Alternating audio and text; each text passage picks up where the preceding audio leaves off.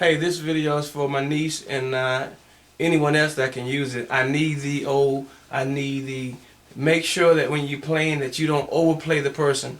I used to try to do that, to try to make people think, oh man, this guy's good, this guy can play. But that's not what it's all about. It's all about being professional, and it's all about creating an atmosphere that's conducive to worship and actually playing behind the person who's singing, not in front of the person who's singing. So make sure you think about that, and always try to find out where the person is playing or singing and use the melody on the top of the chord so you don't clash with the person's vocal trying to do a lot of chords and things of that nature. Okay, so if I was playing I need thee, oh Lord, I need thee, this is probably what I would do. Maybe in the beginning I'm going to play it in your key, C sharp, because that's your key, but you have to learn how to play it in every key at any time, any place.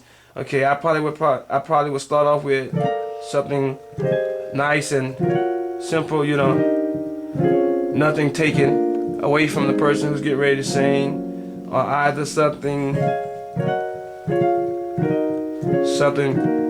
real soft, or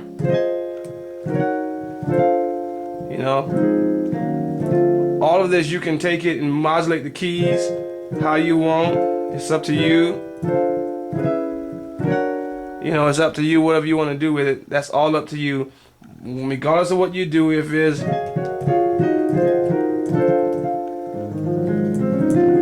always try to come back to that 5 to let the person know you're getting ready to go to the 1. Or if you have an experienced singer, you can substitute the 5 for the 7.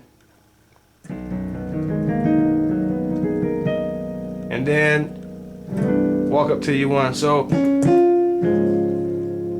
that's your 1. That gives you your 2. And a lot of people will go from the 2 up to the 5. Or some people will go from the from the 2 to the 6 back to the 2. It's up to you. If the person is saying it that way, then you can do it. If it's not, don't do it. If they're saying, I need thee, oh, I need thee. So that's the top, thee. So you're gonna go straight to that 5. Alright, then you can do a little move. So you can do that chromatic, diminish. You can walk the diminish down, inverting the chord. Or you can look at the diminish and say, well, this is a D, F, G sharp, B, D. I can do major movements against each one of those. Back to my diminish. Then every hour. Every hour I need thee. Or some people will go, every hour I need thee. Then comes your circle of 4, which is so common in gospel because you're going from here, B flat, which is the 6 on the bass, and then a C sharp chord on the right, to B flat's 4, which is E flat, and you're using this chord over that E flat, and then you're going to the A flat, and you're going to its 4, which is the C sharp, and then to C sharp's 4th. Okay, some people do this. Some people do this.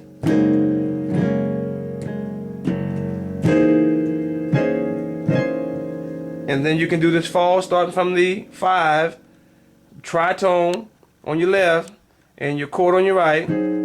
If you're wondering how do you get a tritone, all you have to do is look, doesn't matter what key you're on, if you know that the 5 is A flat, then you just count 2 keys back, 2 half step, which gives you a whole step, and then 1, 2, 3, 4 up from A flat, and that'll give you your tritone, and that applies to any key. So that would actually be your dominant 7th and your 3rd of A flat, and you contrast that with the A flat chord itself, and you move chromatically.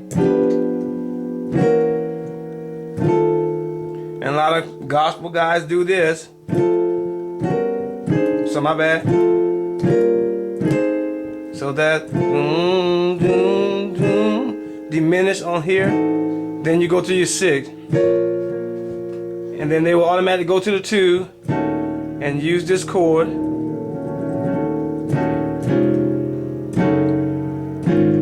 Alright, some guys do that, or some guys will drop on that 2 instead of hitting this chord. They will go. Oh my goodness, my bad. There we go. Oh, here we go.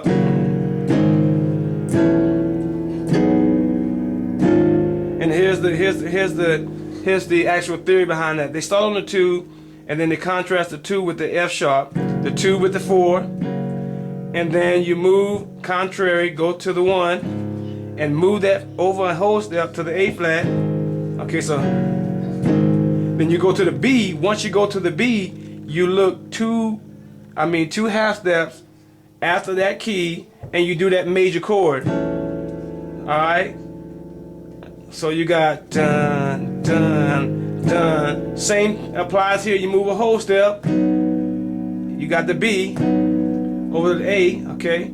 So not really. That's not the same thing, but same concept. But you move that A, which is 2 half steps behind the B. Then you move here to the A. Now instead of going down, you're going to go up to the B. Alright, and then you land on your 5.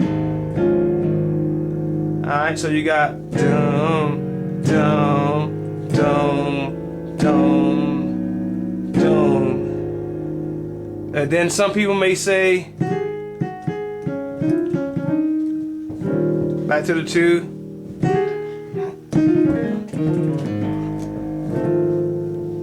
Then you're home.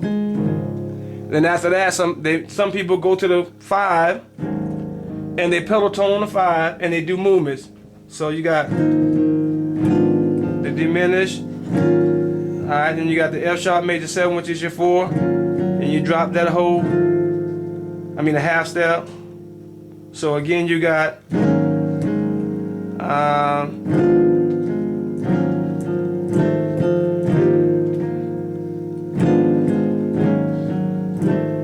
and then they may do some craziness. This is why no one is singing. Just some moves, and then back home. But before I let you go, what I want to tell you is, you have to look at this. When there's not anyone singing and there's no gap, you can get things in there. Look at your scale for C sharp. Any one of these notes can be used in C sharp. So if you know that E flat or A flat, let's say A flat is a 5 of C sharp, I can actually go do some movements in that 5 and come back to E and come back to the 1. So I can say, while he's not doing anything, I can do a movement.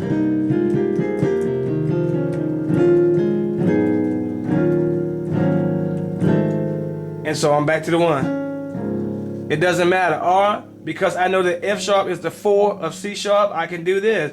I'm on my 5. I can do a move here to get me to F sharp.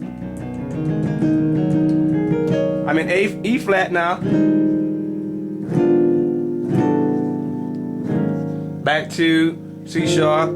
So you can do any of that. And that's what many guys are doing. They just find out ways to move in and out of the keys and find a relationship between the keys. And it makes you seem like you're doing something incredible, something out of this world. And all you're doing was found a relationship between the keys, and you're using it, and you learn how to use it and how not to override. Look at me, son. You learn out how to override, your singing. So keep that in mind. I hope this helped you, and I love you. And anyone who can use this, use it to the glory of the Lord. Bless God with it, and the Lord will continue to give you more. Amen. God bless you. Peace.